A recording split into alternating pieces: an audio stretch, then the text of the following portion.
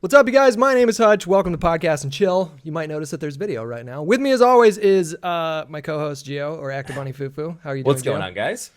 And this week we have a guest by the name of Faucius. And hey, what's going on? You work at Twitch, and you're also a streamer, and you're also a man, and probably someone's son. I've seen his dick. Can't confirm. He is a man. 4 for 4 right now. Have you actually seen his penis, or are you just saying that? I say that a lot. I just say that. Oh, I have okay. I mean, not he seen his probably penis. has. He stayed at my house for a little bit, and I tend to have like night terrors and sleepwalking, so I probably helicoptered it in his face a couple times. Nude night terrors. It's a new thing. It was really weird, especially after a night of drinking, seeing a white male run down the stairs spinning his dick around. Yeah, I'm allergic to pajamas, but he knew what he was getting. Would you be less freaked out if it was a black male or like a Cherokee male or something like that? Very specific. A Cherokey male? That was I don't know oddly where- specific. Yeah, well, I mean, more specific than black. I guess that is more specific. Than black. Actually, That a is little actually bit. literally much That more is, specific like than black. way more specific. So Faucius, you let's talk to you for a little bit. You started working at Twitch About 3 months ago. 3 months ago. Exciting stuff. What's that? Okay, what's that like, man? Because that seems like a pretty fucking cool place to work for. That's like the company that everyone wants to work for. It really seems is, like. man. It was the dream. It still kind of hasn't fully sunk in yet.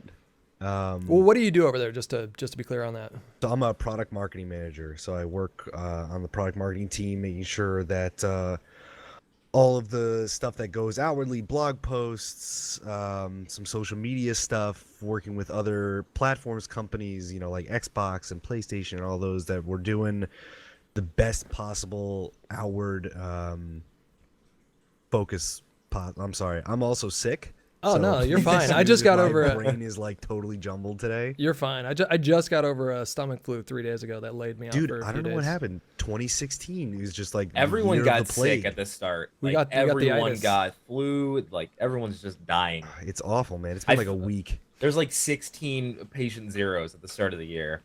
So it seems like that company, it really is a.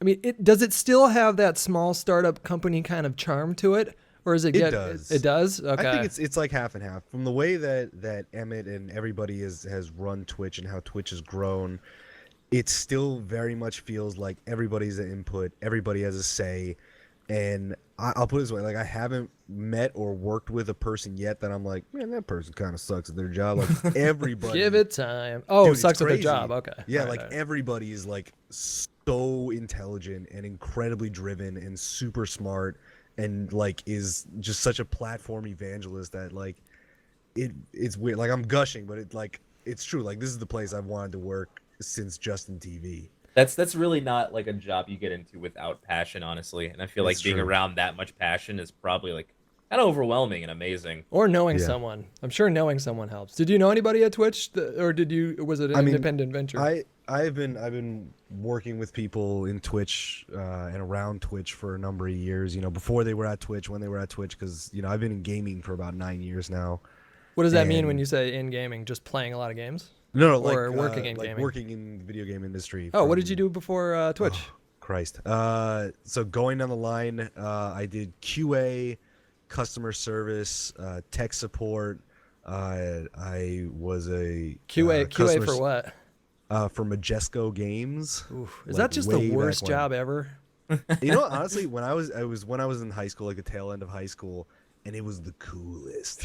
I guess felt for so high cool. school, yeah, I could see. Yeah, that for high being- school, it was like the best high school job I could get. Looking back, I'm like, man, what a fucking grind it was. But It I mean, sounds at the time, awful. At the time, it was awesome. I was getting paid to play video games. But aren't you just walking into walls until you find an area that you can Yeah, clip but through? it's better than breaking your back at like a dockyard or like working at a Very GameStop. true. You I know guess what I this mean? is true. GameStop is awful, can't confirm. I guess And the perks. you worked the at perks were GameStop? really good. I did. Yes, Oh I also my worked God. at GameStop for a Both little of It you was worked at GameStop. miserable. Oh man, When It you was say rough. miserable, what makes working It's- at GameStop miserable? it's retail, man. Nothing retail is ever going to be good. Yeah, it's predominantly trying to awful think. always. Like dealing. Okay, so it's like Eric and I know video games. Dealing with people that don't know video games and then trying to sell them things and explain things Yes. and things So like that. you guys were like the comic is book guy on The awful. Simpsons.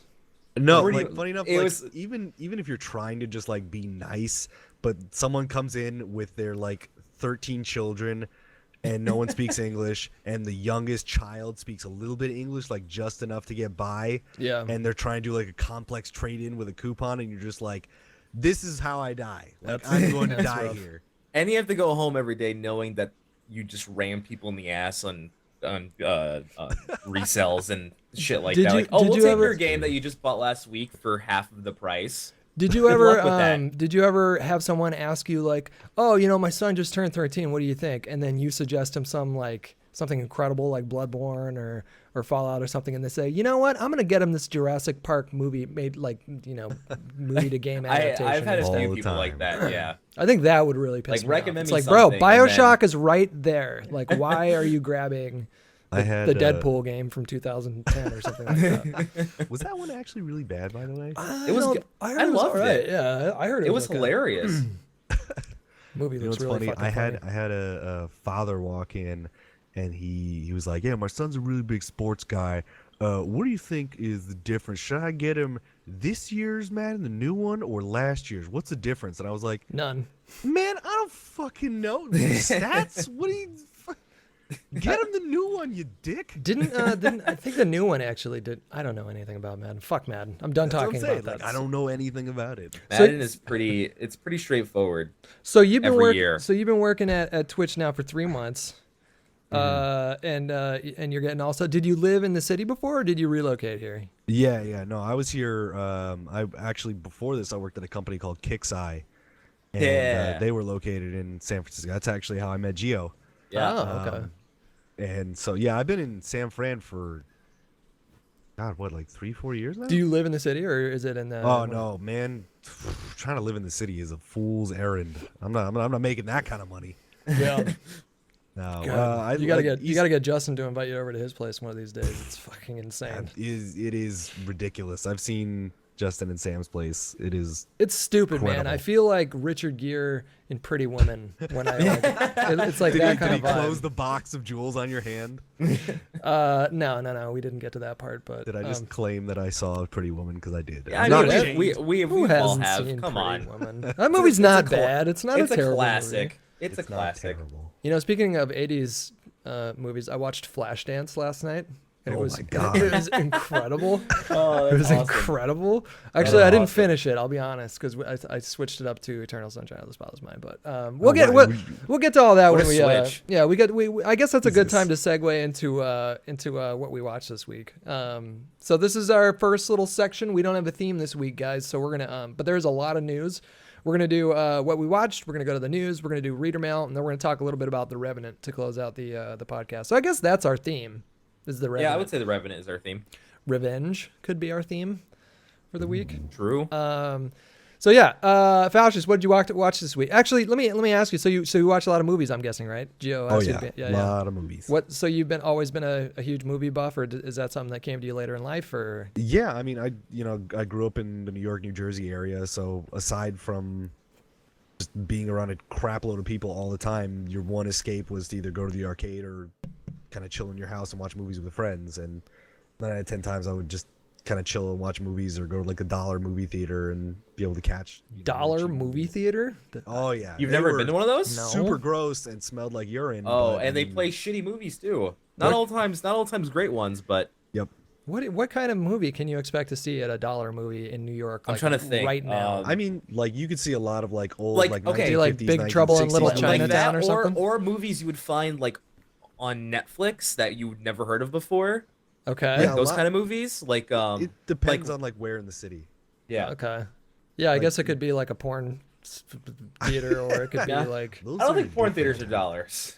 I don't think you. Do Can, those even still exist? yeah. I don't think so. Oh yeah. Do they? No, they do. really? Hell yeah. Adult How? movie theaters? Hell yeah. Go to any. With the internet and everything? Yeah, go to the. does Some that work? some people just like the thrill of beating off in public. That's you're always Hey, gonna Pee find. Wee that. Herman did it. I mean, Hey, why man. can't everyone else? Yeah, Fucking whatever gets you there, I guess. I'm not here to judge. I'm not here to judge anyone. So Faucius, what did you watch this week? So this week I finally watched Sicario Ooh. Okay. with Okay. Josh Brolin and Emily Blunt Yep. and Yep. Benicio del Toro, who, holy crap, Oh, I love that guy. what an amazing job. She's great in that movie. The Yeah, I was scene, blown the scene away. when she first meets him and he's on the plane and she's watching him sleep, and then the music kind of ramps up a little bit, and then he wakes up like ready to Yeah. fucking shoot someone. He's really, like, he's got a real quiet intensity to him in that movie. He's Which not. I He think doesn't is- scare the shit out of you with his face or anything. He scares the shit out of you because he's so calm doing Yeah, these things. Exactly. Yeah. And it's like you could tell like he has seen and done some things. I'm glad you brought up Sicario, actually, because I've watched that movie twice this week. Really? Because I saw it in theaters and I did not particularly enjoy it the first time I saw it. I was really frustrated. Really? Yeah, I was really frustrated with Emily Blunt's character, because it's not that she was weak. I used the word weak on Twitter a few days ago, and I regretted using that. But it's not that she's weak. It's that she's just so powerless throughout basically the whole movie. You know what's And funny? that's one of the themes of the movie, but the first time watching it bothered me, and then the second and third time watching it, I really, really am starting to love this movie.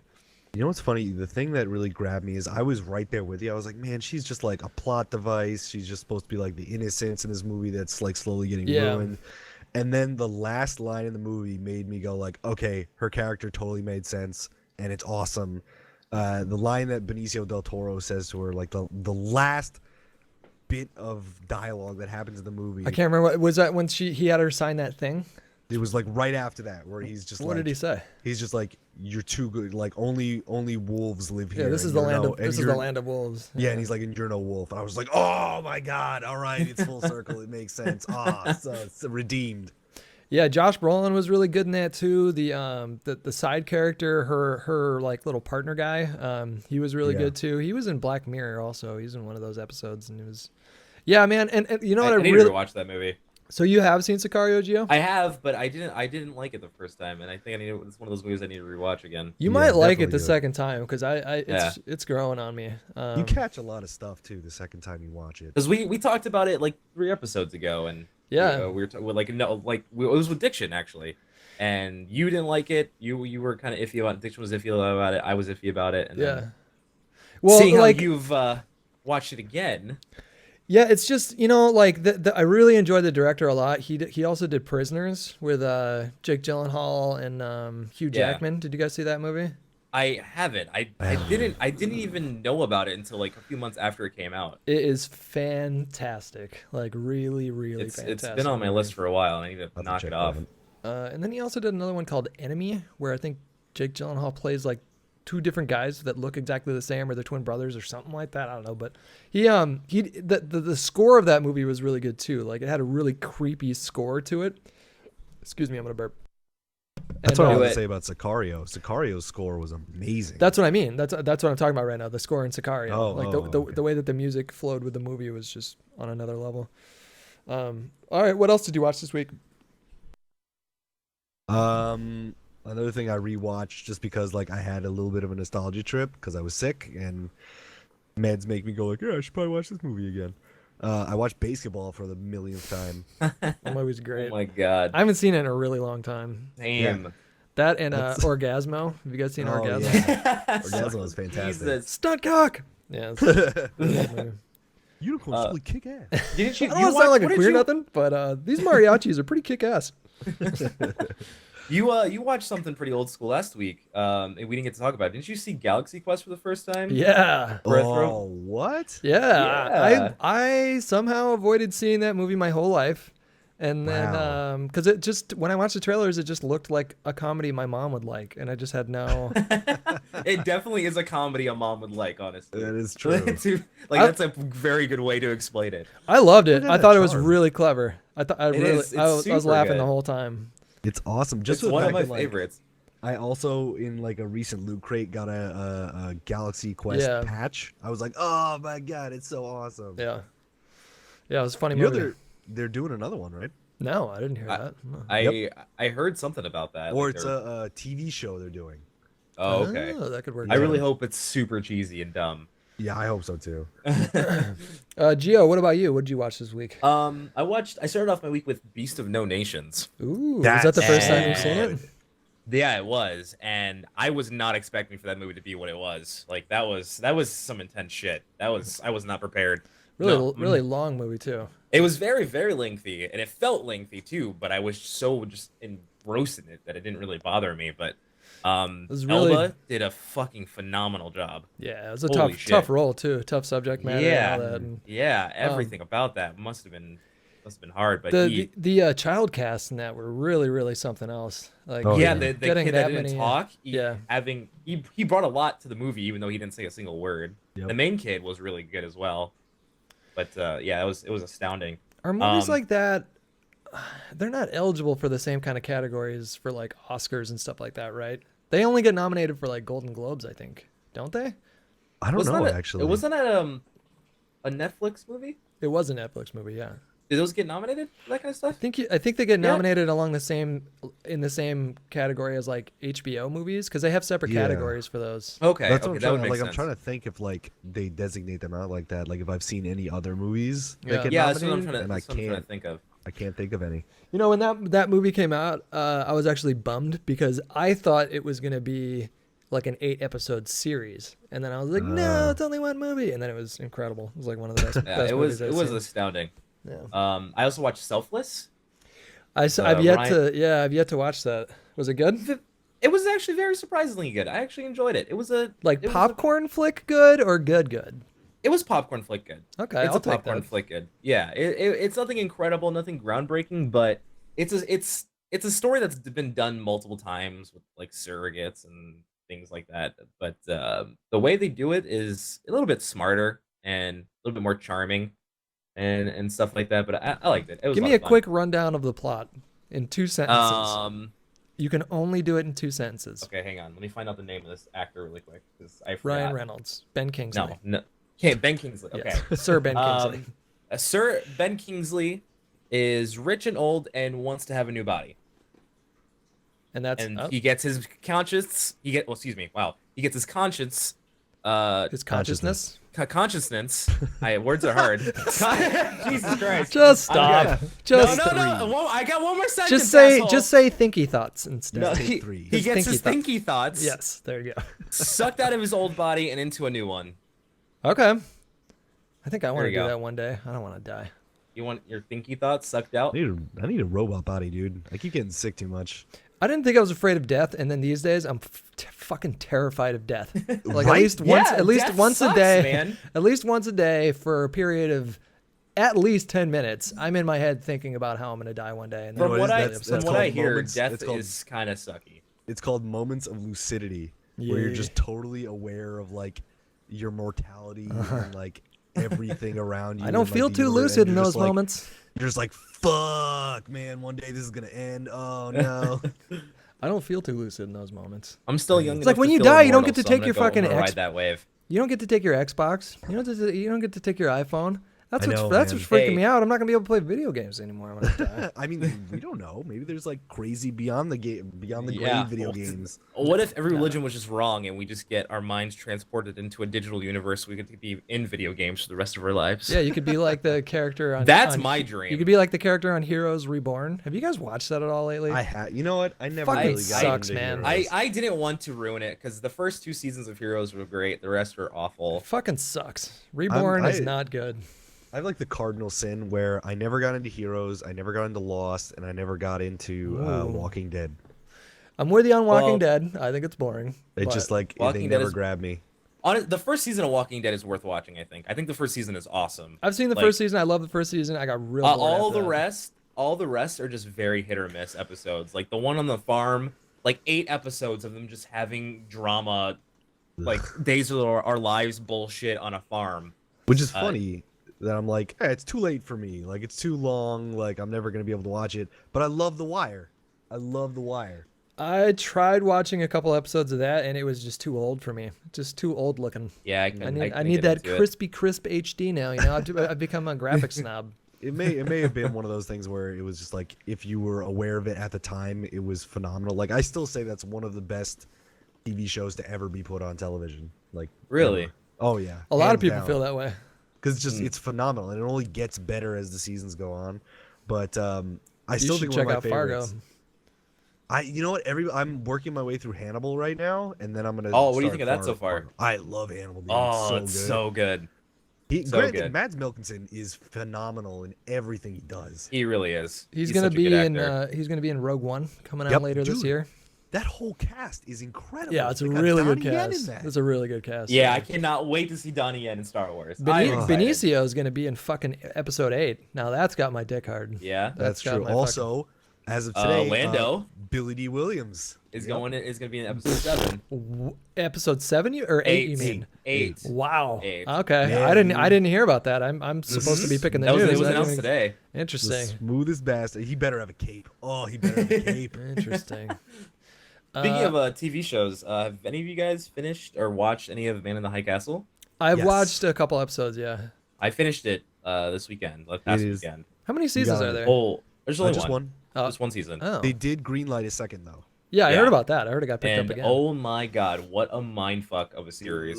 It's so good. Like it's fantastic. It was really, I was interested. I don't know what happened. I started watching a couple weeks ago and then I didn't finish it. I think I was paying attention to Twitter while I was watching it, and that seems like a show you can't really do that to. No, you No, gotta it- pay it's not. attention. It's a very dialogue heavy. It type ends stuff. with a hell of a crescendo too. Oh my god. man. Well, cool. Now, all right. That's given me enough motivation to plow through that again this week. Also, speaking of old TV shows, Deadwood is finally going to be. Oh, save that for the news. Save that for the news. sorry. I'm all over that, my I friend. did not I am know all. that. No, you're fine. But I'm all over that. I've got a lot to say about that. I'm feeling really emotional right now about it. I watched like just stupid amounts of stuff this week. Just I don't know. I don't think I left the house very much at all. I watched the entire season of Fargo season 1 over again. Okay. I did that when I was sick. I got sick, and then in one day I watched the whole So you first can power season. through it in one day. Well, it's 10 episodes, so it's like you better have a pretty open day. I don't know if you're like if you've ever powered through a show like that in one day, but I mean you can do it. It just takes a yeah. lot. I loved it. It was still awesome. We already talked about Sicario. I watched that back again. Eternal Sunshine of the Spotless Mind. I watched that back again. That was my favorite movie for a long time, and it's still magical Really every good. time I watch The it. rough one, man. Very It's feelsy. not. Is it rough for you? What? How do you? What? It feelsy, man. Very feelsy. It's about like a horrible breakup and then the emotional trauma that goes through trying Dealing to with the completely breakup. forget about a person Yeah. and then realize, Yeah. like, oh man. You know what I noticed, and it was the first time I'd ever noticed that. Women are pretty dominant in that movie, when you think about it. yeah. Kirsten Dunst, Kate Winslet, and then Dr. Mierzwiak's wife. Like all the women in that movie, like that movie to me, is a good example of Hell Hath No Fury, because every woman in it is pissed off at a man, and all the men are really like in love with these women. So it's the only character that really wasn't like that was David Cross's character, the one that was like building a birdhouse or whatever. He's the only one that's not really kind of like more passive. But that was just an interesting observation I made watching it. I watched, if you guys are into murder porn, like making a murderer kind of stuff, there was this movie called There's Something Wrong with Aunt Diane. Don't watch it. It was a fucking I was stupid. completely thrown off by murder porn for a second. You I know, was just- like forensic like- files. Like this podcast just got really weird. No, not like snuff, but like You guys watch like snuff films. like like forensic files kind of stuff, or like the Jinx or Serial, murder porn. The South Park did an episode where they called it that, but Yeah. This one was first 48. something like that. Yeah, this one was about this woman who is a really fucking fucked up, sad story. She had 3 little girls and a little boy in her car, and this woman decided to get hella drunk and smoke hella weed, and then drive into oncoming traffic on a freeway, and College film. smashed I think I into heard about that. smashed into a car. Everyone was killed except for the little boy, and then the family, like the husband, the surviving husband, just could not believe that his wife would do that. So he's going through all these, jumping through all these hoops to try and get alternate blood tests done, and like a second opinion here and a second opinion there, and the whole movie is just like it's more about this family's inability to accept the fact that this woman had made this awful mistake. And it's just like frustrating. If I wouldn't watch it, I wouldn't recommend you guys watch that if you're listening. Noted. I watched Flashdance again. So I already told that. I told you that. And like, here's one that you guys might like. I watched Grumpy Old Men last night and Grumpier Old Men. And so good. Movies. They're still so good. After all this time, they're still I've only seen Grumpy Old Men. Oh, Grumpier Old Men is funny. Oh my God, the dude. second one I is haven't funnier seen than the second first one. It's really good. I watched Pawn Sacrifice again, the movie about Bobby Fischer playing Boris Spassky in Reykjavik, Iceland. I like this movie. I thought it was an interesting casting choice because Tobey Maguire's pretty short and Bobby Fischer was a real tall, kind of lanky guy. But he did bring enough like anger and weirdness to the role to make it passable. And then I watched The Revenant, and we'll talk about that later. And yeah, that's everything I watched this week. Did you guys? I watched Straight Outta Compton. Oh, I watched that too. Yeah, sorry, I watched that too 2 days ago. That movie was phenomenal. It's fucking great. It was so good. You know, I actually watched Sicario over that. Really? It was like rent one or the other. I was like, ugh.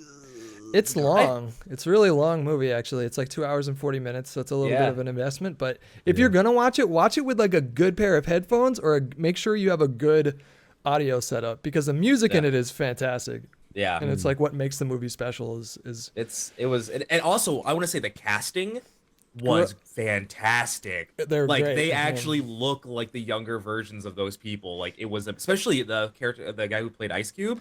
Like, that's his son. That's his son. Is that his son? Yeah, that's his son. That's why he looks exactly like him. That would be fucking why. Okay, that makes sense. The guy that played Eazy-E had never acted before, and he did really good. Yeah, he lived in New Orleans, I think, and he got the call to come out to LA, and he almost didn't come because he couldn't afford the trip, really. And so that's a really cool story. Like they picked all these relatively unknown actors, and they all the guy who played Dre, who played Yelly, who played Ren. Yeah. They were all just fantastic. I love that movie. I'm actually gonna rewatch it again because it's so good. It's gotta be a bit of a mindfuck. Like, hey, play your dad in this movie about him. Yeah, yeah. And in the movie, he's like, they're having parties with a bunch of girls and stuff like that. So like that is kind of an interesting like. He Ice Cube, they did interviews, and he did sit down and explain to his son like, look, this is what it was like. I'm sure he doesn't keep that. I mean, you can't keep it from him when you look at. He's already such a public dude. Mm-hmm. So you know what I watched when I was really, really fucked up on like NyQuil and all this stuff trying to sleep, just because I saw it on Netflix and I was like, man, I'm gonna relive some of my childhood. Please say rubber. Oh, never mind. I was gonna say please say rubber. The Mask. Oh, God, no. I watched A League of Their Own. Oh, it's so good. It's so good. Such a good movie.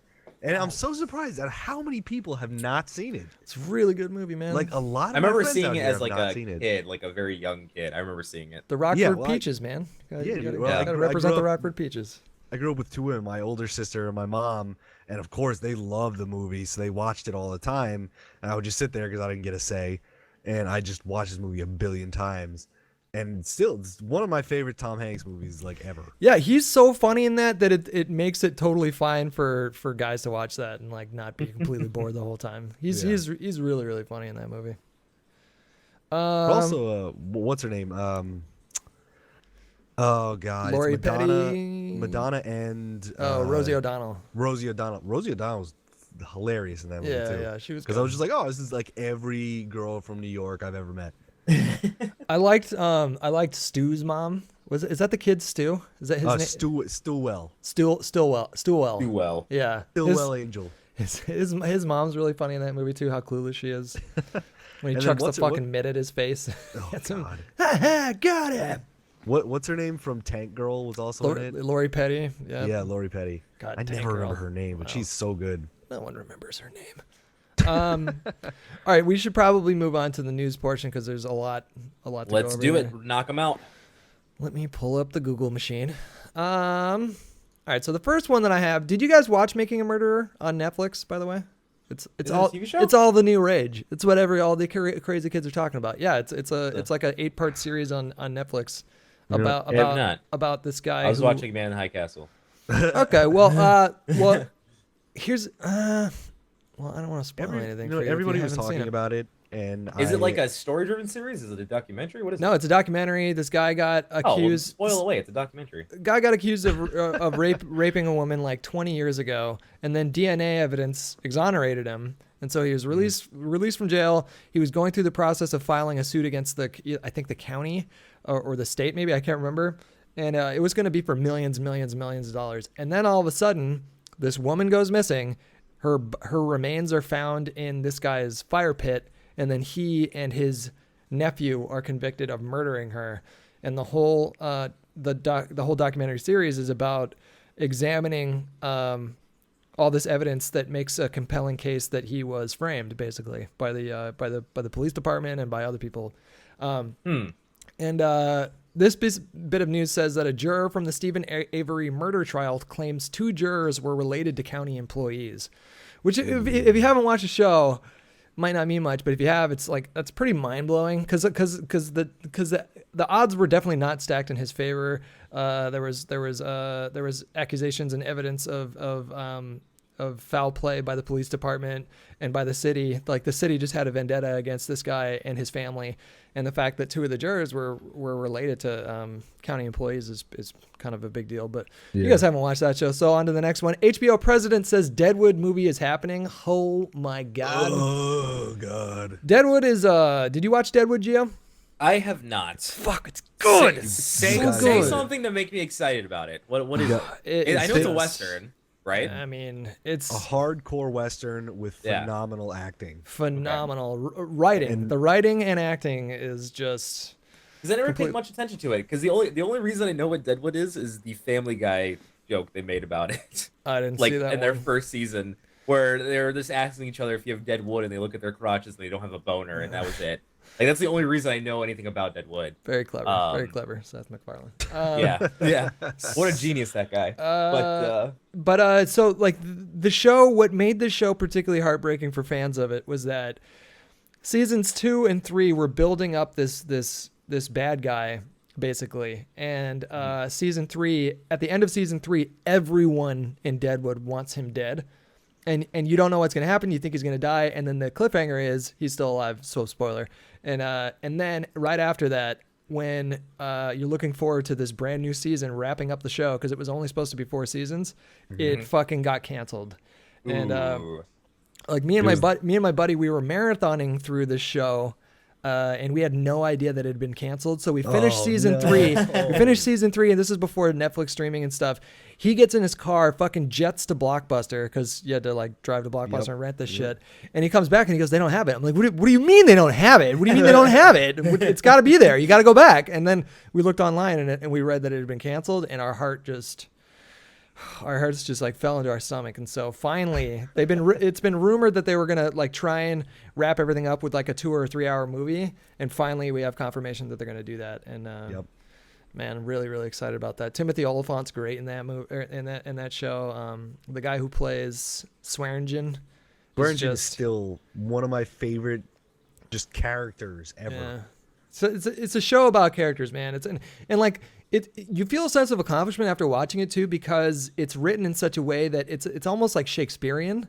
So like you have to really think about what you're listening to, and it's almost like learning a different language at first. So the first episode you might struggle, like, what the fuck are these? What's a thoroughfare and like all this other I mean, that seems pretty similar. But like, you know, in my mind I didn't understand a lot of what they were talking. And then after a while I didn't have any problems getting it. So yeah, you do get like a sense of accomplishment about that. And there's a lot of like backstabbing and double dealing and stuff like that. So like every bit of dialogue you hear is almost like listening to somebody thinking about a chess move. Yeah.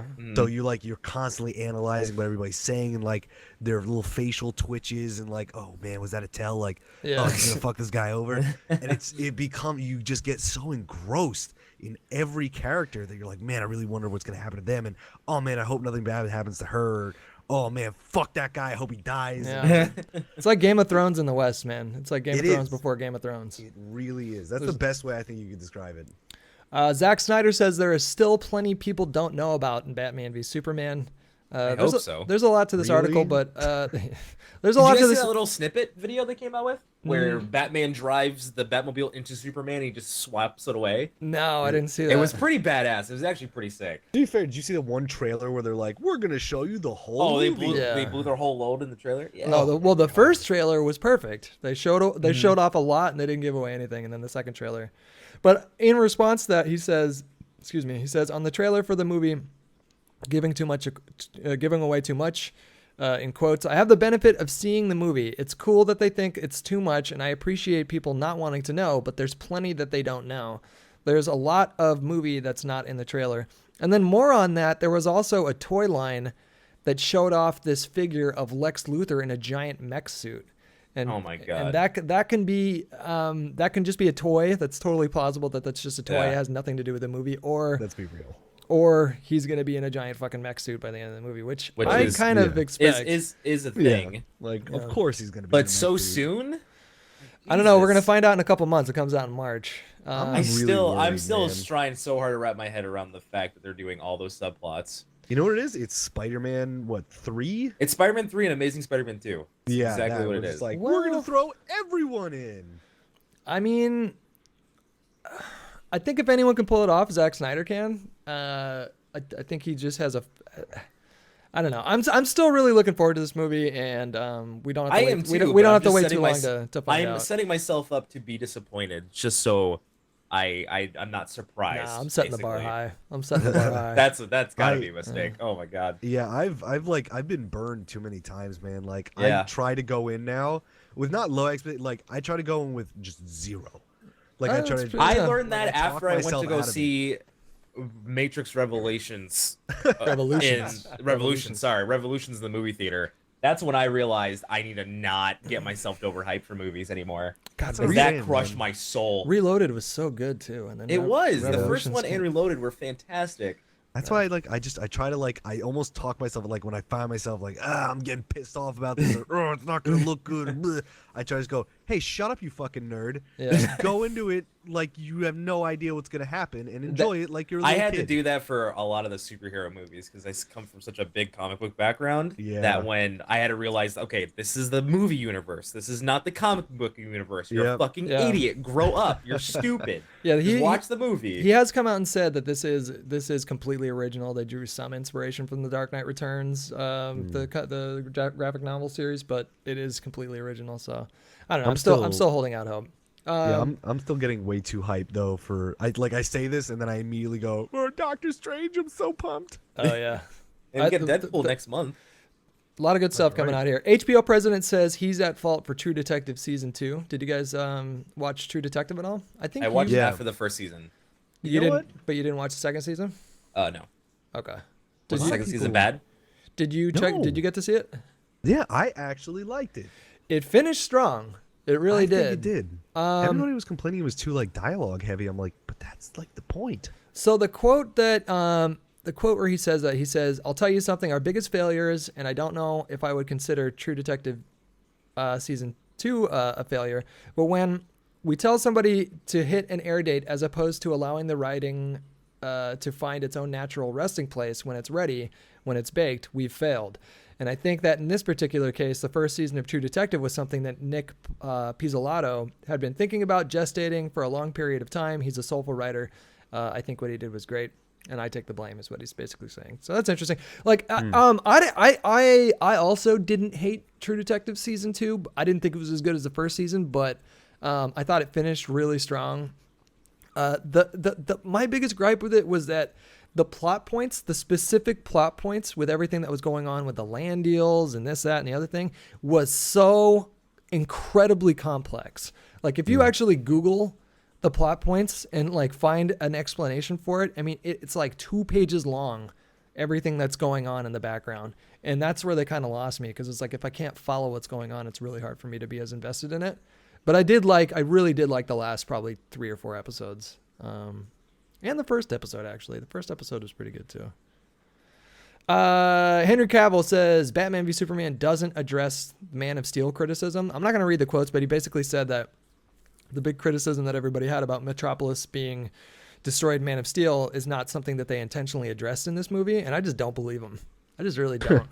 I really don't. There's they took the biggest criticism and then they weaved it into Batman v Superman as basically as basically the plot point of the entire movie. Yeah. So I just don't believe him when he said that. I thought that was interesting that he came out and did that. Felt like he was covering his tracks.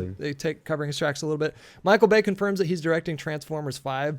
Yeah, thank God. Thank God. Cares. Can't wait for another one. You know what's funny though? You know what's funny? I'll see it in theaters. I've seen every Transformers in theaters, and I'm fucking pissed every single time I walk out. Dude, the last one we went to Epic Games to go play Fortnite or whatever. It's a and piece we went of to the shit. movies that night, and I felt like I was in the theater for 5 hours watching that movie. It was so fucking They're long so and long. drawn out Ugh. for no reason. You know, One thing I that- refuse You're to give them robots. money. Make them fight and be cool. I One don't thing wanna that hear was the cool shit. about Age of Extinction was the bad robot, whatever the one that the cool one, like the all black chrome one. You remember what was his name? Who gives a fuck? That's don't that's know. how I much don't I know think. who his That's how name much is. I think about his Boratron. something. Bulgatron. When Optimus was riding the dino, the dino with his sword was fucking badass. Like they just need more badass scenes that's cool and less dumb dialogue and over sexualizing a 16-year-old. It's fucking Dude, dumb. I've watched the first one, and then I was like, I'm good. I First think I've one's seen not terrible, every- though. I've It's not seen a bad every movie, the other first one one. of these movies that are ever gonna But come they out. are the same. Like if you actually like write it out, like all the plot points are pretty much the same. It's basically the same movie. They gotta over and over go again. And get something, and Yeah. then use the thing Uh-huh. on It's the a other giant- things, and it's that's a giant MMO fetch quest. pretty much. It entire really, universe. it literally is. Christoph Waltz reportedly set to return for 2 more Bond movies. Oh, thank God. Thank God. But here's the kicker: he says he's only going to do it if Daniel Craig comes back, which I think he will. I mean, they're gonna. I think he will. He's come out and said that he won't, but they're gonna offer him just stupid amounts of money. Like, are you gonna turn down $80 million? I So- honestly don't know if he will. I think we covered this, but was I the only one that was super underwhelmed by Spectre? I honestly, I didn't see it in theaters just because everybody universally panned it. So I was like, I'll Yeah. wait till it comes It out. was on Amazon. okay. I didn't like it as much as Skyfall, but I know some people that liked it more than Skyfall. I mean, it was okay. Like as a Bond fan, like I feel like they copped out and used just dumb shootouts rather than actual action scenes. Yeah, that's what It we seemed talked about like- before. I think. Yeah, I think and it I was- liked and- I liked him as Blofeld. I thought that he was good. Spoiler alert: he's Blofeld. Oh But, yeah, I figured it out. Yeah. But I thought he was good in that. I kind of I- figured, or I heard rather, that Daniel Craig kind of phoned it in because he was just like, I don't want to do this movie. Like, I don't want to be here anymore. I don't like this character. His performance of his version of Bond has always been kind of like not very animated. He's more about like physical brooding presence Yeah. than about like a big personality or anything like that. He had some funny lines in this though, that said. And I like the guy that plays Q, the gadget guy. Oh, the young guy? Yeah, he's cool. And Ray Fiennes is good as what is he, M? Still gotta The say, new M? Casino Royale is just top tier. Oh yeah. Yeah, I love that. Such a best good one. film. Such Such a good film. another example of Mads Mikkelsen being awesome. Yep. Yep, just everything. Says Matt Damon reveals Jason Bourne is found in a dark and tortured place in the new film. Excuse me, real quick.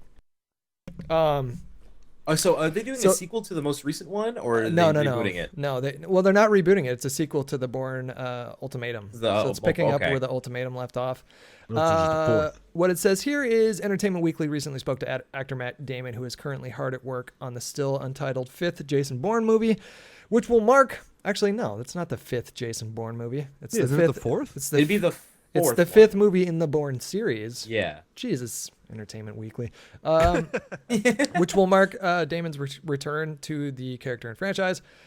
Damon revealed some new plot details on the upcoming sequel. According to Damon, the 5th film is going to be set in a world very, very similar to our own. He stated there's been there's been the financial collapse, the Great Recession, and all these cyber warfare and and all these issues of cyber warfare and civil liberties. So not much to that quote, and you kind of just expect that this hasn't that always been the case in these movies with the exception of the recession and the financial collapse. Yeah, a So, little bit. when you say cyber, what was the quote? Cyber what? Cyber warfare? Was it? Cyber warfare. Yeah. I'm just like, Yeah. and then at the end of the movie, it loops into Terminator 12. Yeah. He's not even fighting. He's just sitting at a computer screen the whole time. Harrison Ford is the highest grossing actor of all time. Isn't that cool? With 41 him. with 41 movies, his movies have made. Wait, am I reading this right? 41? 4,000. I don't know. What is this number that I'm looking at? It's Is it so big? it says 4,716.2 billion. I think it's like total grossing of all the movies, not what he's made. Yeah, no, I understand that, but 4,000 billion? I'm not reading this right. It Probably says not 4, either. it says 4 comma 716.2 and then it says billion afterwards. I'm just gonna say 4.72 billion. I'm That's so probably confused. the right way. That I'm so sounds confused. I was gonna read these numbers, and I'm not going to do that anymore. Number one is Harrison Ford. Number 2 is Samuel L. Jackson. Number 3, Tom Hanks. Number 4, Morgan Freeman. Number 5, Eddie Murphy. Number 6, Tom Cruise. Number 7, Robert Downey Jr. I'd have to expect that his number is going to be. He's going to be near the top of this list by the time. in the next by the few time by the time Infinity Wars 1 and 2 comes Yeah. out, I'll bet you I'm he'll so be. surprised that Eddie Murphy is number 5. Yeah. Well, he had a about to say long that. run. But he a did have a long lot of run. movies. Number 8 was Johnny Depp. Number 9 was Michael Caine. Really? That's true. Above- Michael Caine's been in a lot. Above Christian Bale. Like. Okay, all right. And number 10, Gary Oldman. That's a really interesting list. I would not have expected like 5 people on this list to be there. Joe Russo says fans will not be disappointed about the amount of Marvel characters in Avengers Infinity War. I'm sorry. On if the Guardians will appear in the film. That is another Infinity one. Ward. Did I say just Ward? think of Yeah. all of the heroes in like a psychiatric ward, just crying and. You mean we got to stay here forever? That is another one that we would like to have, that we would like to reserve as a surprise, but we will say this, people will not be disappointed in the amount of characters in the movie. The concept of Infinity War is that Marvel Universe unites to battle the greatest threat to the world and universe that you've ever seen, and we're going to honor that concept. I'm going to say this right now. I don't know how they're going to pull this off. Dude, I am so excited. I don't Better know be how. like a 5-hour Oh movie. my god! I don't know how they're gonna. Movie. I don't It's know a how they're two-part gonna do movie. this though. I mean, you guys think that Batman v Superman has a lot going on? Like they're gonna fucking throw everyone in this movie. It's too much. I think it's too much. I'm just ready to see a bloodbath. I can't wait. What is their budget gonna be for paying all these actors? Like that's Who knows? Ridiculous. God. I don't They know. have to start CGIing people. I mean, I am Creating really, fake people. I'm really looking forward to this movie. I do think that it's gonna be that's got to be so challenging as a filmmaker to put something like that together. Like wrangling all those actors and actresses. Yeah. Jesus. And then I really want to see how they're going to do it because half of the novel takes place in space on some created planet Well, thing. I mean, So I'm actually really excited to see what they're going to do with that and twist that around. I guess we have to wait until Thor Ragnarok comes out to see what they do with like the space side of the MCU. Because I imagine that's going to be like directly leading up into Infinity War. And Planet Hulk as well. They're doing Planet well, Hulk? no, they're not. That's Oh, did they? No. They're not doing that anymore? they're not doing that. No, what they're doing is they're putting Hulk in Thor Ragnarok. And Oh. But I thought that was supposed to lead into Planet Hulk. Maybe I had my sources. No, Mark Ruffalo's come out and said a bunch that it's a rights issue because I think Universal has the rights to a solo okay. Hulk film, Okay. and so they still have those. I don't know if it's Universal or someone. I think it is Universal, but Come on, let Probably it go. Fox or something. Mark Ruffalo's come out Box. and said a bunch of times he's like, I don't think we're ever going to see a solo Hulk movie. And he also made up I've also heard good points about how that's a really tough character to just have a single movie for. Like his character is In Planet really, Hulk, he talks though. Hey man, they had Well- a whole TV series on him. Yeah. we'll have to see. And- Do you think and that Planet- General guy is going to be the Red Hulk in I hope so. in Civil War? Do you think they're going to bust out with that? I fucking hope so. Was he the Red Hulk in the comics? Or Yes, and he gets yes. stronger as he gets madder. Isn't that what it is? Well, that's all of them, but he is the Red Hulk, and he's a more intelligent Hulk. Because Interesting. he actually has like control. Yeah, it's like full cognitive control. functions. Yeah. J.J. Abrams says there will be no extended cut of Star Wars: The Force Awakens. Fuck that. Boo. Fuck What a all that shit-ass. bullshit. That really disappoints me. I want to see a 3.5 hour version of that movie. He said on the longest cut of the movie in the editing process, he said, I don't remember what the longest cut was. Probably if there were credits, close to 2 hours and 50 minutes. So that's like a full 30 fucking minutes more than what the runtime is now. That really bums me out to hear that. I don't know why. Yeah. I don't know why they wouldn't. They will. Fuck him. They will. In 3 years or whatever, when they need to like drum up, interest for the Han Solo, the Han Solo movie, they have to do that. Anthony Hopkins says he regrets returning to the role of Hannibal Lecter. Big surprise there. On playing Lecter, Hopkins stated, I did it once, made the mistake of doing it twice and 3 times. The Silence of the Lambs is okay. It was a good film. And then when asked if he might reprise the role of Lecter again, he said, no, I don't want to do that again. Done with that. So that's interesting. I mean, Hannibal wasn't terrific, but I liked Red Dragon. I thought that was okay. Loved Red Dragon. Did you guys see both those? And Brett Ratner Yep. directed that movie too. Go figure. But I think it's Go ahead. I was gonna say Hannibal Rising is also really good, but doesn't have Anthony Hopkins in it. I heard that movie was a piece of shit. Are you sure it was good? Yeah. I liked it. Hannibal Rising kind of sucked. Okay, You, all right. you fucking no one asked you, Eric. That's weird. Well, I'm fucking asking. ask your- I'm asking, Eric. Okay. I don't know. I think for me, it's kind of like the same thing where Harrison Ford doesn't want to fucking play Han Solo anymore. Like at a certain point, an actor just gets what they wanted out of a character, and then they just like feel like creatively dry, and they're like, I'm done. Like that character, there was a fucking end point, and that's it. Yep. Like he's done. I'm finished thinking and being in that character's mindset. And then people are like, but we'll give you millions. And they're like, fuck. What a way to end it too. He's got little bits of Ray Liotta's brain, and he's feeding it to a fucking kid. God, the ending to that movie was so creepy. I liked Red Dragon, man. J.J. Abrams discusses the complaints regarding the similarities between A New Hope and The Force Awakens. So this is interesting. This is him responding to basically the last month has just been nonstop people criticizing that movie for being too similar to A New Hope. It was obviously a wildly intentional thing that we go backwards in some ways to go forwards in the important ways. Ultimately, the structure of Star Wars itself is as classic and tried and true as you can get. That's a good point to make, because like all these movies do kind of have the same formula. There's nothing really like mind-blowingly different about the prequels compared to the original trilogy. Hey, those trade federations and stuff. Yeah, I mean all that stuff. Interesting. That was come on, man, groundbreaking. Let me talk more about your trade industry. All that stuff was pretty Please. lame. But he also said that he might. Abrams also said that some might say it's a complete ripoff, but also added that the parallel was intentional. He defended the decisions by saying that similar structures are simply the bones of the story, which were well proven long before they were used in Star Wars. Abrams said that Rey and Finn were unlike any characters before, and that clearly Star Wars has always been a familial story, but never in the way that we've told here. I gotta agree with him on that one. These characters, like, and I made the mistake of doing it too, but we all tried to figure out, okay, who's Han and who's Luke and who's... Yeah. And it doesn't really work. Like, these characters aren't really like any of the characters from any of the previous films. So, I mean, I'm still like, I've seen it 3 times in movies. I'm still on the side of, I'm totally fine with it paying homage to A New Hope. It didn't detract from the movie for me at all. Yep. I'm going to remain silent.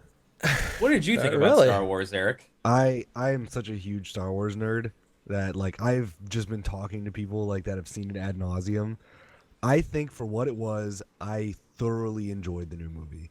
I think all the complaints people have, some of them are valid, some of them are just bullshit, and people are just wanting to complain for the sake of complaining because it's like when you love something so intensely and it takes forever to come out and then it finally comes out, it's like, how is it ever going to live up to the giant pedestal you put it on in your brain for so many years? But personally, it's like, it's almost like you're going to have a 50-50 split in people's minds. Half of the people are just gonna be like, oh, thank God there's more Star Wars, and it's like not the prequel trilogy. Oh, thank God. Oh, it's so good. Yeah. And then you're gonna have the other people that are just like, what the fuck? Where was this moment? And why did they gloss over this? And what the fuck? Who is this? What? Yeah. Like, there's a lot that was cut out. Like, they did like one short little scene in the movie where they talked about the fall of the new Jedi Temple and the New Order with Luke. Yeah. They didn't talk about Mara Jade at all. They didn't talk about Han and Leia's other kid. Like, there's so much that happened Other between kid? that time. What do you mean? Yeah, there's 2 solo children. How do you know this? I mean, the only I've thing, read, the I've only read thing, all the books in the comics, dude. those aren't canon anymore. No, they totally are. There's a lot that happened in the movie that was still canon. Like, they added a ton of shit. I thought when Disney purchased Star Wars, they said nothing else is canon except for the movies. That's what I thought so too. It does not matter. Like, regardless of I them think saying it, like, they took so much. Like, the writers don't. Okay, give a you can shit. draw Like, they're from still gonna take it. you can draw from the extended universe. You can draw from the graphic novels, from the books, from the comics, all these stories. But that doesn't mean that they still regard that as canon. So you can draw inspiration from those things. But in this universe, Han and Leia, it's not known that they have another kid. So I'm gonna. The thing is, it's also not known that Luke had a child with Mara Jade either, and Right, who Mara it's Jade not. was, or the rise of the new Luke's Jedi Order or anything like that, or the Jedi Temple that he You're right. Yeah. created on Yavin. None of that is known. That's the point. And that's what I'm saying, is that's what the other crowd is kind of going like, what the fuck? Where was this? It's like, because they've had all these years to soak up all of this other, Star Wars lore, and now that they're going like, okay, this is the next step in the series, they're like, okay, well, I'm waiting to hear these plot points. Well, it would be really interesting to know just how much, like, it would be really interesting to know if JJ and the writing team wouldn't it be interesting if they tried to avoid the extended universe and like really just focused on their own vision? Because like we don't know. Yeah, I mean that's totally up to them as the creative I figured visionaries, they would probably do. Which is kind of like, anyway. But it also makes sense that they would draw on this already established universe that's pretty well fleshed out from what I understand. But I don't know.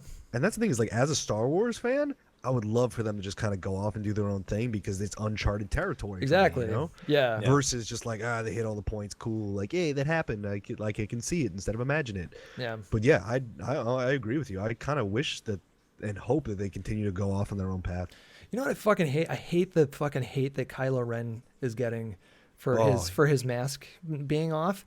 I hate that. Perfect. I hate that, man. Like, the reason why he's so clean shaven and he's so youthful looking, that was all very intentional. Like, I don't think that was a fluke or anything like that. That was also, I was reading this thing on Reddit talking about how he just wasn't. He was supposed to be a badass and wasn't. Fuck that. He was a badass. But they were talking about it, and someone mentioned the fact that he got shot by the bowcaster. Yeah. Which they made a point to show how powerful that weapon was. Yeah, it fucked the traitor guy up. Yeah. And then Kylo Ren takes a shot to the waist and is still chasing people down and fighting them. Yeah, and Finn was part of the elite, like he was part of like the SWAT team of stormtroopers, according to his backstory. So he had extensive combat training. So people were pissed off that Kylo Ren kind of like got dinged like a little bit by Finn. He barely got scratched by him. He like poked him with a lightsaber one time, and that was it. And after that, he fucking cut his spine in half. But, yeah, I really loved Kylo Ren. We could talk about that ad nauseum. We already have. Like oh man, I agree. I don't want to dwell on it, but just like, for me, Kylo Ren, that actor played that part perfectly. If I'm just going based off of, the comics and books and everything, it's like, yeah, he's supposed to be conflicted. He's still supposed to be a man. He's not Vader the monster. He emulates Vader because that's his hero. That's who he thinks he's meant to be. But he's supposed to be. He's definitely not Vader. He's exactly. definitely not Vader. And people. I think you're right. I think people were trying to find like the badassness and confidence and like resoluteness of Vader in him, and where there was none to be found. And then people just like, oh, he's then he fucking sucks. He's a little pansy. And people called him whiny. I'm like, no, Anakin was whiny. Kylo Ren is not whiny. When does he tormented? Yeah. When does he whine in the movie? I can't think of a single scene where he whines. He has his little hissy fits, but they're like badass, where he just demolishes his hissy fit means someone's gonna fucking die. Yeah, it's like not. It's like, Anakin Skywalker, all he did is cry and bitch and complain. That's what he did. It's not great. Yeah. He's still falling to the dark side. He's not fully there yet. That's why there's so much inner conflict, and he's just feeding off. It could of be his a long con. emotions. It could be a long con. That's the thing. Like Luke might have sent him on this mission. You know what I mean? To get close to Snoke and then kill him. Like, we don't even know yet. There's a lot to that, and for the thing where you were talking about where he got shot with the bowcaster bolt, you have to realize, like, Chewie could have killed him. But he realized, like, Chewie also kind of grew up, like, he helped raise Ben Solo. Yeah, like, he was part of the family. Someone drew a comic online. I saw that. Oh man, so fucking feelsy. Yeah, but like, it could have been like Chewie could have killed him out of rage, but then he intentionally shot him just because he's like, I gotta get this anger out somehow. Yeah. Mm-hmm. Anyways, like a little bit more Star Wars news here, but it's more the Revenant news. Well, it's both. We got the box office report from this weekend. Not surprisingly, Star Wars is still at number one. I think it made like a little over 40 million. How much did it make here? 41.6 million. And it's, what is it? Fourth week now? Yeah, fourth week. It's a lot of money. But the Revenant came in pretty strong here. I was really worried about the Revenant when I heard that it was releasing so close to Star Wars, but it says the Revenant here made $38 million, and it actually released limited last week, or maybe even the week before. I think it released limited on Christmas, I think, and it did really well in limited release too. So I was really happy to see this movie get $38 million. It is. I mean, what did I say it was my third favorite movie of the year? It was really, really, really quite, if for nothing else, just to marvel at what he did as a filmmaker. And then you think about all these reports of these extras and people that were on the production crew that either were fired or quit because they were complaining that it was unsafe working conditions and that the director had become a complete egomaniac. And then the fact that they only filmed using natural light, which meant that they could only shoot for 90 minutes to 2 hours every day, which meant that and for some of these long one shots, you really got to love what you're doing as an actor or as a filmmaker to put that much into a movie and to leave that much on the screen. Here's a question. Do you think Leo's finally going to get... Yeah. I fucking hope so. Yeah, I think he will. He did an astounding job. Him and Tom Hardy just fantastic. Just the work ethic alone is I think he'll get it. I really think he'll get it. That's all the movie news that I got this week. So I guess we can move on to reader mail. It's time to read your questions, and then we're going to close it out with the Revenant. All right. Just so you guys know, if you don't have Twitter, you guys can leave questions in the YouTube comments. I'll see those as well. And I'll put them on the list if they're good. We do pick and choose our questions. We just don't read everything. But the first thing we have from Big Fudge is, who are your favorite filmmakers and what movie are you most excited for in 2016? I'm going to say Batman v Superman. In filmmakers, huh? Does he mean director, producer, actor? I'd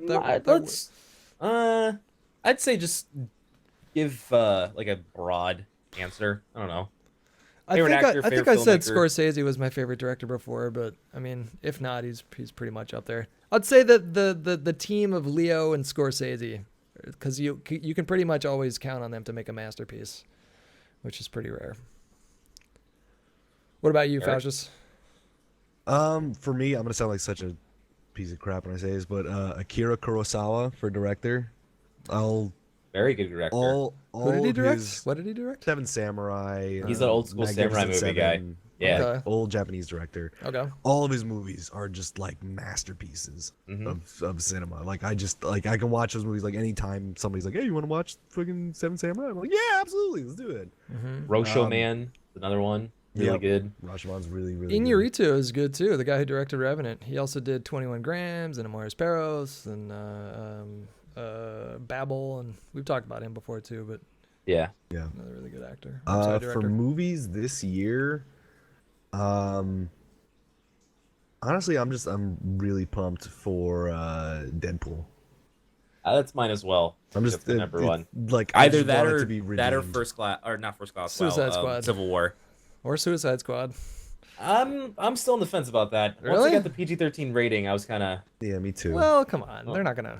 It's a DC universe. They're not going to make an R-rated movie. It's Suicide Squad. Yeah, but how are you going to do Suicide Squad? Because it has Joker, and that name, just the name and the character of Joker to DC and Warner Brothers is worth millions and millions of dollars. Death of the Family Joker on the big screen. Honestly, I want to see Killing Joke Joker on the big screen. I want to see some dark ass rated R Joker, because he is not a PG-13 character. Well, I think that they're going for more. I think they're going for a more dark version of Joker than Heath Ledger's.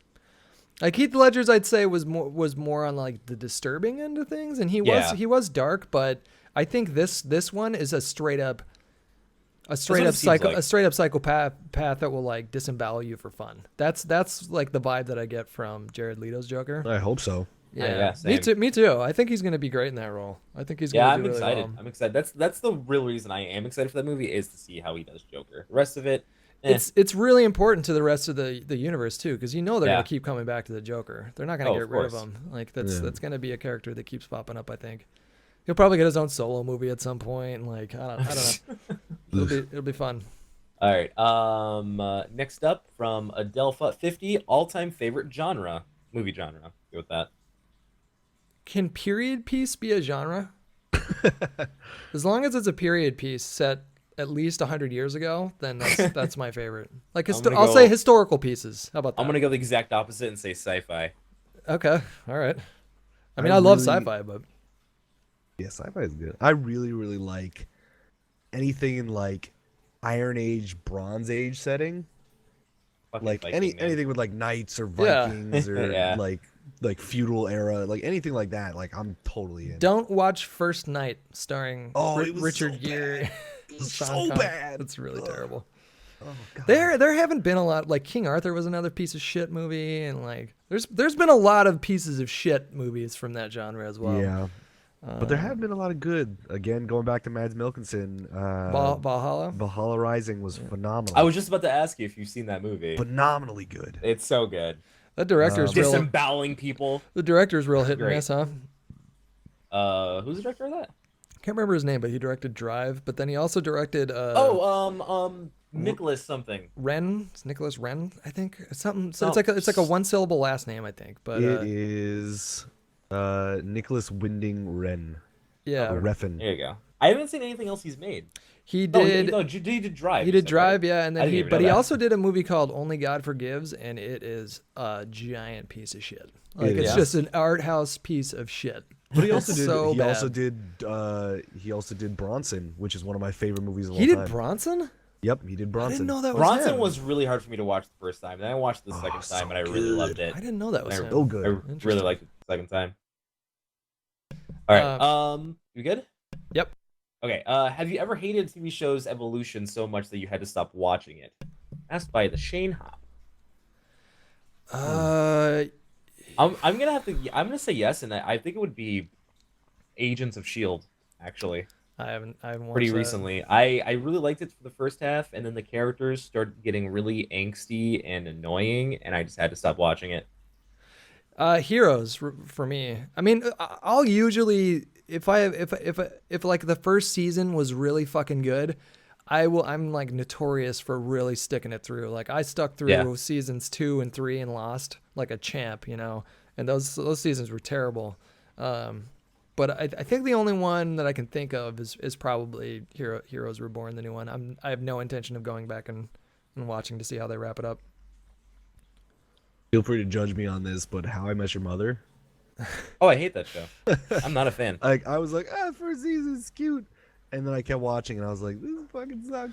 Oh, I can't stand it. You know what I just remembered? I also watched. Did you guys ever see The End of Tour? Have you guys heard of this movie? It's a movie written about I feel like I haven't. David heard of it. Foster Wallace, who's an author who killed himself in like 2008, I think. And he wrote this book called Infinite Jest a while ago, and it's like apparently one of the best books of all time. I bought it. I started reading it. It's like 1,000 pages, so I have no idea when I'm gonna finish it. But just on an unrelated note, I think you guys, it's a really, really good movie. It's a really, really fantastic. It's him and Jesse Eisenberg. I think you talked about that. What's it called? before, and I think I added The it to End list. of Tour. I think you can find it on Amazon streaming now. Okay, I'll check that out. And it's worth a watch. Yeah, it's on my list, my movie watch list. I have a list. It's on there. No Yeah. big deal. I legit do have a list. His character has some depression stuff, and the way that it's written and the way that he articulates what it feels like to be a depressive person sometimes is like I felt like it was genius writing. Anyways, what's your next question you got? From Pep Talk, what video game would you like to see made into a movie? BioShock. That, or I would have said The Last of Us forever ago. I but think they are that's- making that- a Last they, of they Us are movie. making one, Yeah, so they that's are. off the list. But They were gonna make a BioShock movie with Gore Verbinski at the helm, and then it fell through. Weird. Isn't that a weird? Isn't that a weird? that would The weird pick. Yeah, But I would love to see BioShock. I in a would. movie. BioShock would be fantastic as a movie. They've I come out think and said that there's- they've already started working on the next one in the series, so we can expect more BioShock. The at child some part point. of me has already died of the hope of a Halo movie, so I've already given up on It's that never gonna forever happen. ago. Never gonna happen. Like If when it- they announced it at like E3, Peter Jackson was going to be directing it. He Yep. even said it. Steven Like, I'm Spielberg was involved yeah, too. Yeah, but I'm like, oh my god, this movie's going to be awesome, and then it plummeted, and now we have Forward Unto Dawn, which is whatever piece of shit. Well, Neil Blomkamp like he drew a lot of inspiration for what's it called? For District 12 from Halo, because I think he was involved with what was the director whose name you just said again? Peter Jackson, right? Peter Jackson, yeah. Yeah, I think he was working with Peter Jackson on that Halo movie. And then would when have it been fell amazing. through, he used a lot of the same assets for District 12. I could be completely wrong off that, but Rip. I don't think I am. Fucking rip. Yeah. Yeah, I'm gonna go BioShock on that one. Here's the question though: if you made a BioShock movie, would you want it to be in Rapture or in Columbia? Rapture. I would say Rapture too. Rapture, for sure. I think Rapture is I think you Cooler have to setting. go with Rapture. I think it's Yeah. much richer of a setting than Columbia. I love Columbia. It's really cool. I like BioShock Infinite is one of my favorite games of all time, but I think Rapture is just so much cooler. I like Rapture as an 'cause it's- idea. It's more like of a noir setting. Yeah. Which is Yeah. which is what I'd like for that movie to be. Yeah. I think it would, and it fits really well with like kind of just the creepy boxed in feel of the game, you know, just the Yeah. fact that you're stuck down there. You can't. Yeah, you can't, you're you in can't a just get you're in in a a car and drive steel away. city underwater, and there's not much escape. And I feel like that movie would turn into like kind of like a thriller, horror drama type like movie. Give it to Guillermo game del plays out. Toro and let Yeah, him for do real. Oh it. fuck yeah, He would Let be him run he would be really good at that, man. That would be just. that's like that'd be like playtime for him. Did you guys ever play the expansions for For Let's See, yeah. yes, Yeah. Oh god, those were so good. so good. I didn't play those until 2 years after Infinite came out, and then I just played through them randomly on stream one weekend because they only take like 4 to 5 hours to get through them. Mhm. They explain so much of that story. Yeah. They wrap together, they weave together Rapture and Columbia so well It's with those so good. expansions. It's so good. So for me, it's tough. My initial gut reaction would be like Bloodborne movie. Oh god, that or Dark Souls, one of those. But then I'm like, I don't think those would. Is there a work lot as of That would be movie. hard. Is there a lot of story in Dark There's- Souls? Oh, there's so much. It's very Really? dug in It's- lore that you have it's- to explore and You have figure to like out and you find have to like out. find books on the wall Yeah, and read it. yeah. And well, it's like read item descriptions and talk to all the NPCs and Yeah, research and there's but like I'm there's- not that there's- kind of a gamer. I can't do that. I see. I love that stuff, Yeah, man. I'm a Where it's huge not fan. present and you're just like, oh I like did those th- games are like they're not games where they tell you how to play, tell you what to do, tell you what your next objective is. It's all the player's exploration and adventuring through their world and figuring out what you need to do next and how to progress and things like that. I whole played thing a is- little bit. I played the Scholar's Sin. Is that what it was called? Scholar- oh, with Dark Person, Souls yeah. 2. Yeah. No, it's not good. I hated Dark Souls 2. That's Interesting. like I not had like fun not a playing Souls it. He's game to me. he's one of those purest pieces of shit. Don't listen to No, him. it's It's a just great it was a game. bad game. It was It's a bad good game. I had fun. Dark Souls I had 1 fun and 2 playing were it. great. Dark Souls 1, it goes Demon Souls, Dark Souls 1, Bloodborne, and then Dark Souls 3, which is going to be the true Dark Souls 2. Okay. That's Alright. for me. That's for me anyway. Enough elitism. Like I said, but- he's elitist piece of shit. It just for this series though. That's the funny thing. It's like just for this one. But for me, I Miyazaki, when he was making and creating this game, he was like, I want the player to feel truly alone. Like you're not gonna feel like you've got this support network of we're gonna take you by the hand and this is where the clear path you're supposed to go. It's just no, you're in this world, try to survive. And I Yeah. love that. I love that entire feeling. But I would love, honestly, for just the writers of those series to make a movie.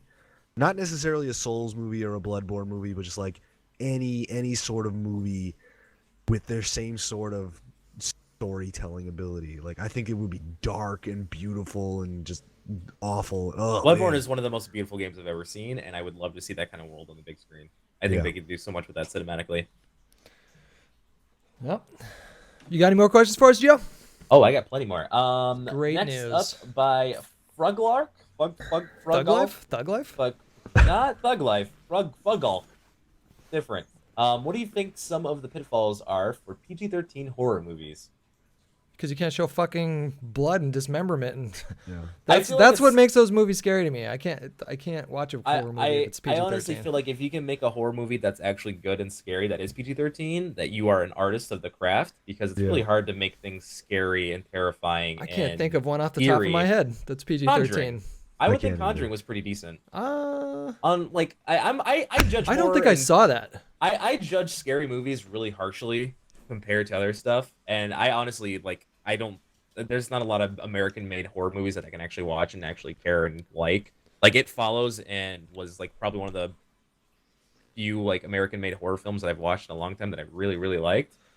But that wasn't even rated R, so that was rated R. So I that really doesn't like count. Jeepers Creepers. It's my favorite. Oh horror my film. god, I remember They're that movie. so great. It's They so are good. great. Just the They first are one. just- Just the first they- one. I don't know about all. I honestly like the second one too. They're just that second one was just bad and good at the same time. Like it was good that it was bad.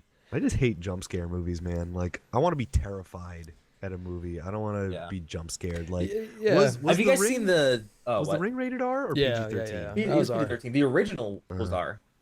The wait. The remake was PG-13. I'm pretty sure. Yeah. Wait, If that was PG-13, I don't know, the original, Gio. the I don't original know. You're American suspect. remake. Hold on, I'm gonna look it up right now. Yeah. Because I'm Ring pretty sure the 2002. original Ring Ooh is the original. I'm pretty sure that's R. Oh, PG-13. Gore Holy crap. Verbinski. Gore Verbinski directed this one actually. Wow. How Yeah. about that? So this, I would say, to me, is the best PG-13 horror movie that I've ever Yeah, seen. that's a really good example of it, huh? Yeah, It's pretty because solid. it's just pretty it's solid. all about terror versus jump scares. Yeah. Have you It seen just scares the? the shit out of you. That's why I like the It Follows so much because it was all about terror and knowing something is coming at you at the entire time you're living your life and not really having anything to do about it. But Yeah. I was gonna say, have you guys seen the movie The Descent? Yes. You know what? Oh God, I love that movie. Sorry. You're gonna I judge. never knew I was claustrophobic until I watched that movie. I That fell movie's- asleep. Oh man, you got to go Fell back and asleep. watch it. The second one, Yeah, it gets really weird. Like The second it one is gets super weird, It gets but really weird, and it's it's still not in a good way. it's still a decent watch. The second one, but the first one is just fucking. It's on point with. Oh, it's terrifying. Actually, It's I think so good. I think that's my favorite horror film. God, I just watched that again recently. It's so good, so good. It's pretty great. What else you got for us, Um, Joe? From Rawa Mohammed, if Leo was to have got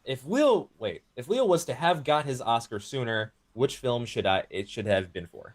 Departed. That actually came to the top of my head when I read this question as well. Like he was That- phenomenal in that movie.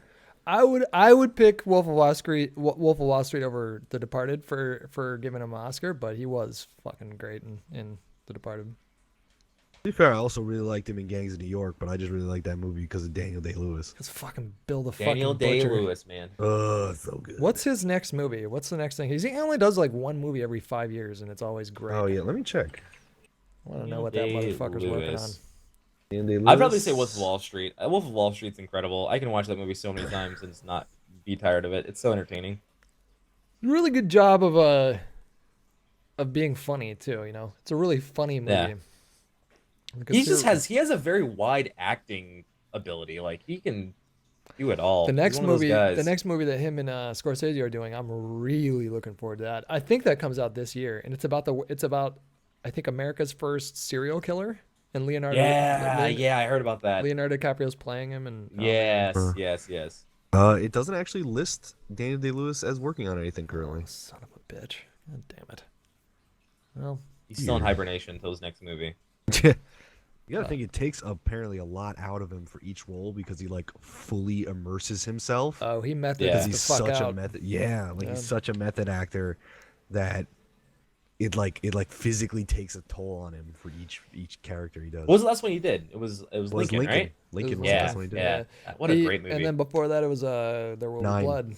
No, 9. Oh yeah, between you're that right. and then There Yeah, Will Be he Blood. did like Was a 9 before that? musical. Yep. Yeah, I didn't even see I don't that. think I seen that. And then in between There Will Be Blood and Gangs of New York, there was the Ballad of Jack and Rose. I didn't see that either. Wow, throwing Yep. all kinds You of can stuff. never at me. forget about The Last of Mohicans. Yeah, I was gonna say, do yourself a favor and watch that if you haven't watched it recently, because it's still great. It's Yep. still That movie still holds great. up really well. Is that the same theme in Fargo in that movie? The do do do do do do do do. I think it's the Now same you theme. mention it, yeah. Now you mention it, I'm pretty sure it's the same thing. I was freaking out because it was like Huh. that movie came out like 10 years before Fargo. yeah. I thought that was an original score. They sound really similar either way. All right, Gio, what else? All right, What else you got for us here? We have one more. It is from Rise of the Fall. Thoughts on the Matt Damon Bourne movies? I'm a huge fan. Love them. I love Love Love me all some three of Bourne. them. I I wasn't also too really big of a like them. fan of the most recent. What was the most recent one called? The Bourne. Primacy? No, the Bourne. Not Ultimatum. That No, was it the was other the one. Bourne That was Matt Damon. Legacy. It was Legacy. Oh, There you that's go. it, Legacy. Not a huge fan of that one. Nah, it wasn't good. That felt like kind of like a money grab. You can skip that one. Yeah, but the first three, I love them. I've read two of the books. The books are phenomenal. That's another one of those. Yeah. That's another one of those series where the movies get better. Like the Yeah. second one was better than the first one. I thought the third one was better than the second one too. Yeah. They just increase. They're Their mature. decline. The I don't know action, about the new action one. is a little kind of annoying sometimes. The way that Greengrass, I think his name's Paul Greengrass, and the way that he shoots action can be a little frustrating because he does Yeah. that shaky cam kind of Christopher Nolan Batman Begins kind of shit. But but it's still, Dude, I hate it. I hate shit. Just after watching like Asian cinema and the way that they choreograph fights like The raid. the raid. like the that. raid and the raid 2, like They show you everything Come that's on. happening. Give me a Well, it's just wide they ass use- they use the- shot. You know. they use the Yeah. Jackie Chan school of fight choreography where everything has a rhythm. Yeah. Yeah. And after watching that, it ruins I need to watch The Raid American again. European shaky cam fight scenes because you're just like, what the? I can't see anything. Yeah. I might be in the minority here, but I thought that the final fight of the Raid 1 was a lot more epic than the Raid 2. That said, the kitchen scene in the Raid 2 is fucking good. Like But- really, but the really scene fucking before good. that with the hammer chick yeah, and the bat guy. Bat Boy and Hammer Girl, they have names. Yeah, okay, They whatever, have dude. Whatever, dude. That that was my favorite fight in the movie. Like it was incredible. That's good stuff. Like her swinging those hammers around like a badass. Like this chick is fucking. I love that awesome. you don't know anything about them either. Are they brother and sister? Yeah. Are they boyfriend girlfriend? Are they husband and wife? Or what? Yep. You know? That's the She's thing is, blind. They literally just leave you open to interpretation for the characters, Yep. so you build your own backstory. I think they list them in the credits as Bat Boy and Hammer Girl too. Yep. I'm pretty Do sure they? they do. That's awesome. I need to watch those movies again. I fucking love them. So good. So before we move on to the Revenant, we're gonna bid adieu to Faucius here. If anyone wants to find you on Twitter or on Twitch, where can they find you? You can hit me up on Twitter at FauciusGaming, and on Twitch it's just twitch.tv/Faucius. How do you spell that in case people are stupid? No, I'm just kidding. FAUCIUS. Well, there you go. Thank you so much for coming on and Appreciate it. chatting shit for like the last hour and a half, dude. When you're sick, Yeah, thanks too. for having me. I had a lot of fun, guys. Yep. Cool. Feel better, buddy. All right, thanks. Later. Yep. Okay, so Faucius has left us, which means it's just you and me. So I don't know if we mentioned it Yes. before, but the reason why he decided about it is because he hasn't seen it. He didn't want some of the parts spoiled. But since you and I have seen this movie, I've seen it 3 times, by the way. Really? Yeah, I saw it in a Goddamn. fat ass theater in Los Angeles and then a couple other theaters as well. But it was what did you think? What did you think of this movie? I thought I was not knowing what I was getting into because I really didn't know much about the movie. I kind of wanted it that way.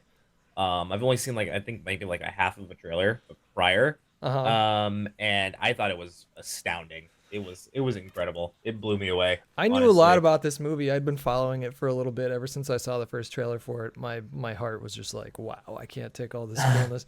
It's like Tom Hardy. I mean, it's just such an incredible cast first and foremost. Like Tom Hardy and Leo both do a really good job. Same with Domhnall Gleeson. He's also he's He's having a time of his life right now. Yeah, and we already mentioned all the hardships that happened for the filming of this movie. So it's like it's really easy just to, even if you're not super invested in the story, which I find it really difficult to fathom how someone couldn't be, considering just the basic idea behind Hugh Glass's story, which is largely embellished, by the way. Like most of this movie is completely made up. Like Hugh Glass is a real guy. He did get mauled by a bear. He did get left for dead by two of his two people that were in his party. Him and he was a tracker for a fur trading company, and they did get attacked by a tribe of Indian, like what happened in the beginning of the movie. And but he wasn't married. He didn't have a kid.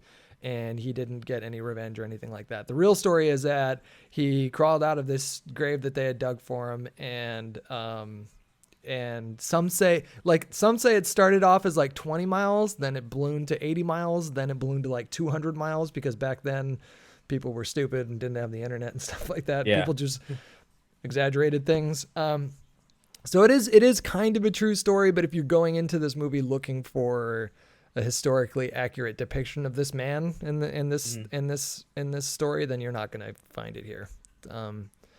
Which is fine. Like normally I'm really picky about that when it comes to historical kind of movies, but this movie was just so fucking cool that I didn't care. I was just like, I don't care. That sounds like a cool Yeah, story. What it happened in was. real life, but what I'm watching is mind blowing. Yeah, it was especially that. Well, talking about the bear attack scene. Holy shit! Yeah. I mean, I could. That's Did you remember the headlines that came out where people were saying that there was a bear rape scene? yeah. I remember that. It was a little rapey. The bear attack was a little rapey, but it wasn't like I didn't actually I think it wouldn't was actually. say rapey. It was It was just kind of rapey. brutal. It was very brutal. It was. I don't It know. was I just have like, no idea how they did that. By the way, was that a robot? Was that a real well, bear? It was CGI. It was a CGI bear. You sure about that? Yeah, You sure about that? it was a CGI bear. Hold They on, just hold on. drug him around. I'm gonna Google this. Because when they did a close up to this face, you could tell it was CGI, but it looked really good. Was the bear in the Revenant CGI? But just Okay, that yeah, moment, it says the bear itself is CGI. Okay. yeah. But the moment where it like stops for a little bit, and you think, okay, it's done. Yeah, The no, bear's it just. gone. No, she's coming back for more. Oh God, he ripped out your throat. Oh Jesus. Yeah. Like that was like I jumped out of my seat and I was up in arms. I didn't know what to think. It was just insane. Especially it was like only like 20 minutes into the movie or something like that. Like What? the movie just started basically. Yeah. Well, the movie it- opens with the fucking attack Yeah. by the Indian tribe, and Like they like go what a from way to like it open. seemed like he just went from one disaster to another. Like he was hunting with his son and some other people. Indians attack. They had to leave their boat. He gets attacked by a bear.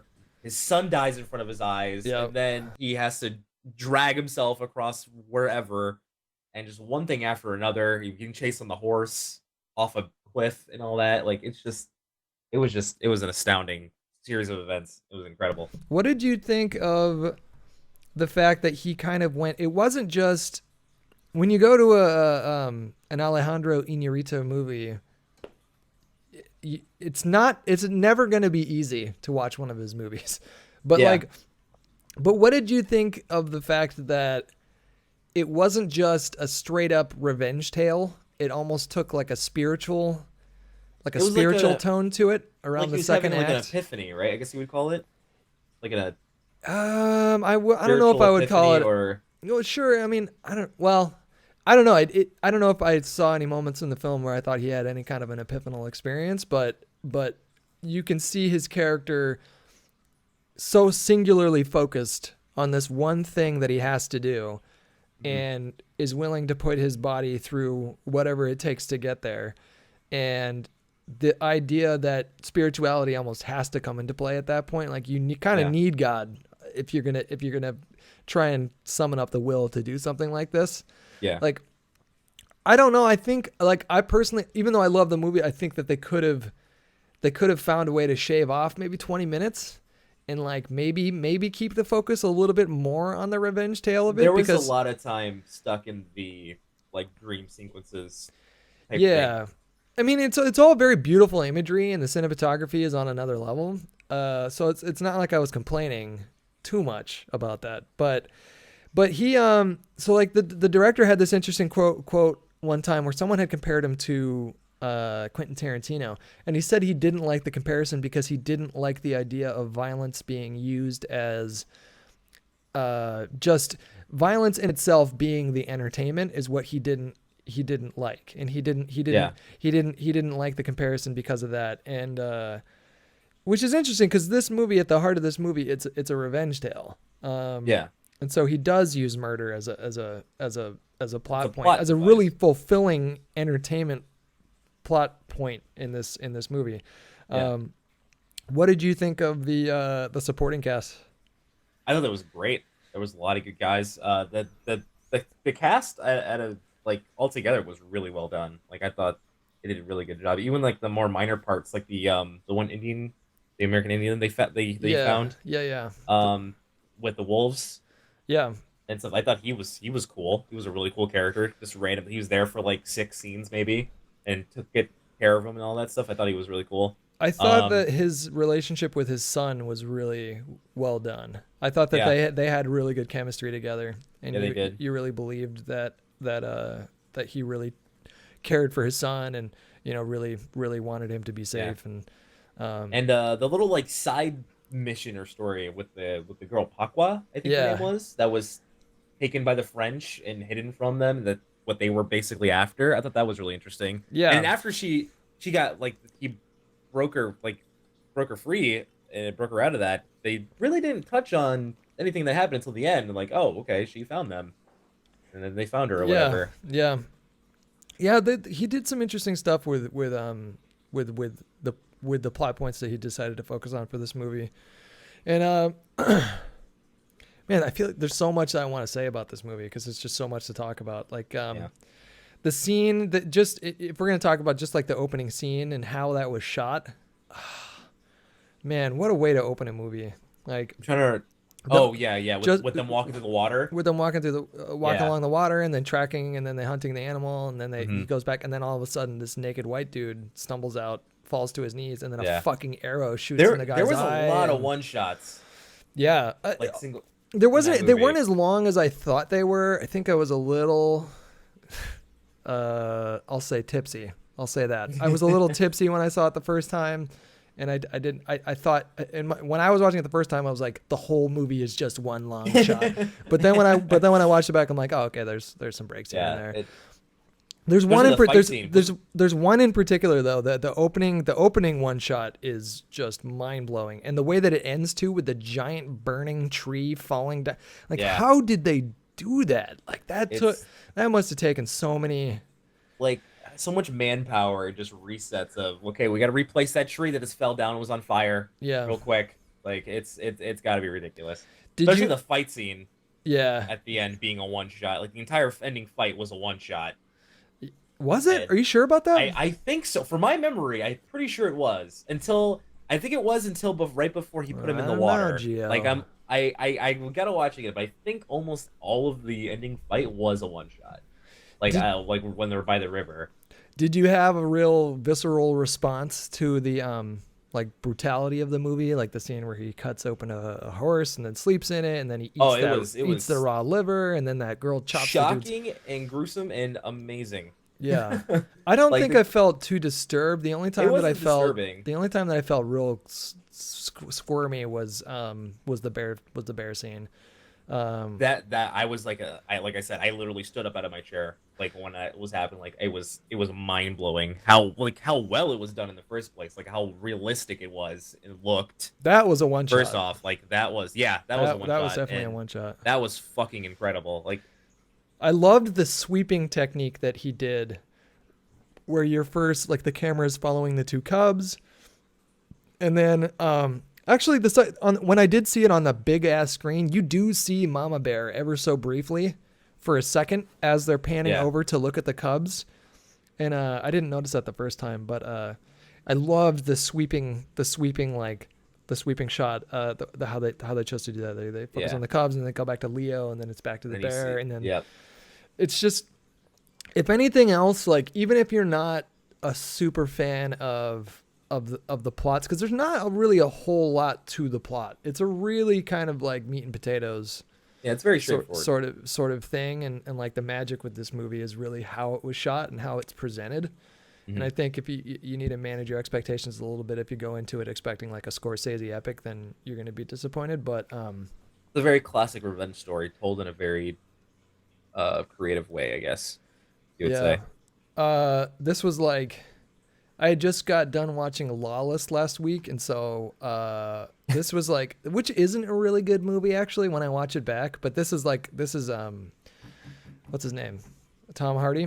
This is like him in that sort of southern accent, like southern roughneck kind of character role. Mm-hmm. Like, he does it really well. So well. He does that accent, he does it like really, so perfectly. Really fucking good.